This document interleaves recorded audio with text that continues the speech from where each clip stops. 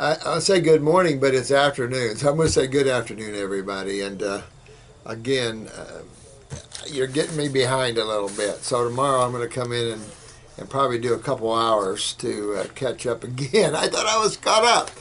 But I tell you what I thought I would do. I thought I would do, and again, I appreciate your lovely comments. You don't have, it's from our hearts, and I can't even tell you enough. You know, it's a good feeling. I'm getting a lot of you guys coming in here, and it makes my job easier, and it empowers you. And I'm seeing the results of people, and it's just I couldn't be more happier, and I hope you guys the same way. You know. Let's do spirituality, the next one right now, and I'll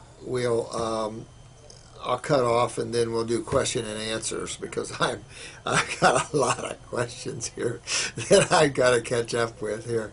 But I was talking to Chris, you know, and this will be a good archive of videos for you, and for those people that come on board later. You guys are a good core group here, and I'm telling you, some of the responses that I'm seeing here, you guys are getting it, and I'm just great. So I'll address that in question and answers. I thought I would do a small short video on spirituality, but on the side of self and the social consciousness, and the difference between that which is and that which is created, the difference between you and your creation, like the difference between God and its creation. And so, and I'm going to address it with this letter. It was quite lengthy, and I believe this was Monica, and she's a 37-year-old woman. Now, I think most of you are starting to have this experience or have had it, and I can tell by your comments and things that, you know, when you come into a planet like this, the prevailing winds, of course, are the social consciousness. Groups, more power in groups, more security in groups. You begin to lose the self. Remember I told you about that little girl that she was only about 5 years old, and her mother had just given birth again, and the baby was in the nursery, and the little girl wanted to speak to the baby by herself and ask her mother, could I speak to the baby by myself? And her mother said, well, sure, honey. And she opened up the door and let her little girl into the nursery, and the little girl walked up to the baby, and the mother was listening to see what she was saying to the baby, and she said, baby, could you tell me about God again? I'm about to forget. Now that's an incredible experience. And so that's somehow how it is. Creation starts you externalizing yourself. It's, you know, look at this pretty little thing over here, and oh, look over here. And pretty soon your attention is pulled from who you are into a world of drama, where you then become the creator, but you're not really educated to that part. Most religions and educational systems pretty much follow that social consciousness and tie you into that. You either belong or you're damned, or you know, they're bad over there and we're good over here. You know, the old American, we're the best of the best and all that kind of crap. You know, that kind of deception and that kind of separation from the oneness of us all. And it just breeds hostility and ego and everything else, but that's creation. Creates good drama, I guess, if you like drama in that way, but obviously the Supreme Being likes drama at every level. But this letter was in regard to her, I think, boyfriend. I thought it might be husband. It was a boyfriend. He's a big meat eater. He's kind of likes to keep fit and everything. Doesn't have a lot of health problems. She says he stinks, which, you know, most people that eat meat stink. Under the arms, you know, these are the lymph nodes. These are proteins that everybody thinks they need to have. Let's see, his problems aren't great, I don't think. let's see. I didn't mark anything down here that I could say was significant in terms of his health issues.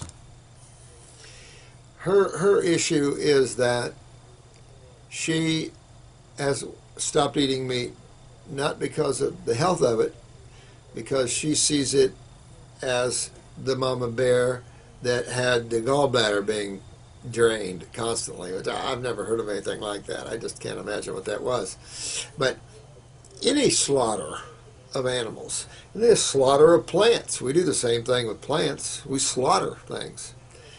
That's why the fruitarian regimen is the most humane. It's the gifts of the plants. Irregardless, we can always argue those sort of things, and you can also argue that all life consumes each other. Down here, one thing eats another. This is a very hostile level of creation, if you hadn't noticed. Look in nature and see the hostility of death. And the other side of it is the beauty of life. So you have the dichotomy or duality that always exists in creation. You can't have the positive without the negative when you're in creation. That's just impossible. The closer to the supreme being that you get in terms of these higher heavens, obviously the consciousness or the energetics are more positive than they are negative. But that leads this world to deal with the other side more. It's just has to be that way in physics, in the way creation needs to run. So she is upset and confused because she wants someone that thinks and opens up spiritually and eats like she does, so she can have more of a communication and a companion. And so I thought I would address that in terms of spirituality, at least my perception of that. Because I've said this before, you're born alone, you live alone, and you die alone. In terms of you as soul coming in and experiencing this level or any level. All that which exists is alone in itself. How it interacts with the social network, meaning other beings or other individuals of the same species, creates the social internetwork. In the female consciousness, and even in the male consciousness, the need to feel whole is seen when you're on the outer bands where you're either male or very feminine. When you're more spiritualized, so to speak, or you're more awakened and more aware of yourself, there is the true self, the soul, is not gendered. There is no gender in who you are. There's no gender in God. That would be to limit God. And there's no limitations in the Supreme Being. You have to look at God as an unlimited, however you see it. We're taught in Christianity the little old white man sitting on the throne with a white beard. I mean, that's obvious, some of the connotations. But in reality, something that is omnipresent does not have form. And it's hard for those that are glued into form in creation to understand the formless. What is the formless? What do you mean? And that's where the word consciousness, or another word that we use now in quantum physics, intelligence, exists. It is an unseen energy. Spirit is unseen, but felt. And so this is important to begin to understand that when you're talking and referencing you or the Supreme Being, you're referencing a more omnipresent what? A more omnipresent energy, more omnipresent consciousness, intelligence. Who are you really? When you're aware and perceiving something, who is that which is perceiving? What is that? Is there a body there or not? So when we're getting into the Supreme Being and we're looking at some being that is limitless, that is the infinite, you can't put any words to confine the Supreme Being to form. Therefore, you must understand that in yourself as well.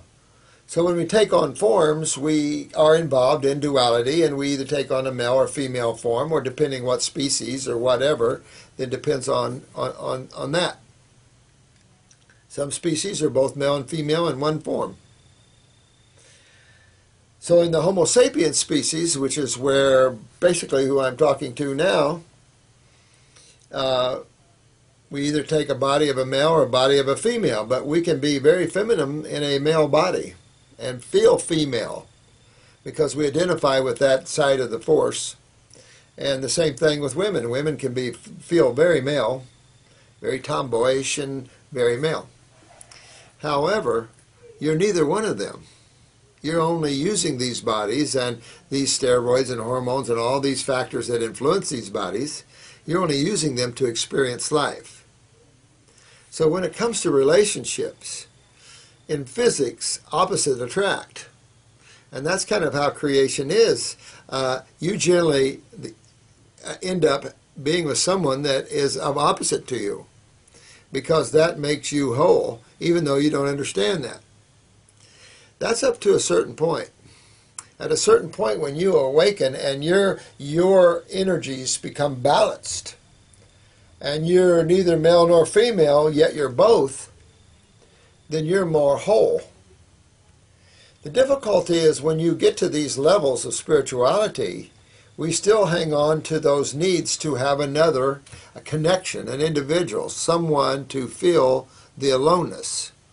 Because truly, and remember I talk about getting time alone, so you will accept the fact that you are alone and see in that aloneness who you are, because it is in that alone state that you'll find reality. But outside of that, we use the word codependency, and that can be used at any level. Some people are extremely codependent, and others feel like they need to have another for succor enjoyment. I will say this, that once you pass that aloneness, it is a joy to have someone in your life as a non-codependent factor. And as you go spiritually, it is totally nice to have someone that thinks and eats and operates similar to you. There's no question about it. I used to think that didn't matter, and I learned differently. And so I'm kind of a victim in my diet and things of that sort of thing where opposites attract. And so the problem is when you get emotional attachments and you start letting those lower bodies, intertwine, that then it's difficult to step away from things like that. So Monica, I say to you that you must become whole in yourself. You cannot change another person, nor do you want to. You don't want to enter into that karma or that you reap what you sow syndrome where you're affecting another soul's journey. That soul's on its own journey. If that journey and yours lose compatibility, there is nothing wrong with going in your own ways. Life isn't meant to be stagnant. Life is meant to blossom and grow. Everything is kinetic. There's nothing static in nature. So there's nothing wrong with saying, I enjoyed your presence, but I must go my own way and grow. I've seen this for 40 years of spirituality, of this thing happening where one individual grows at a rate much greater than the mate. And you see this a lot. And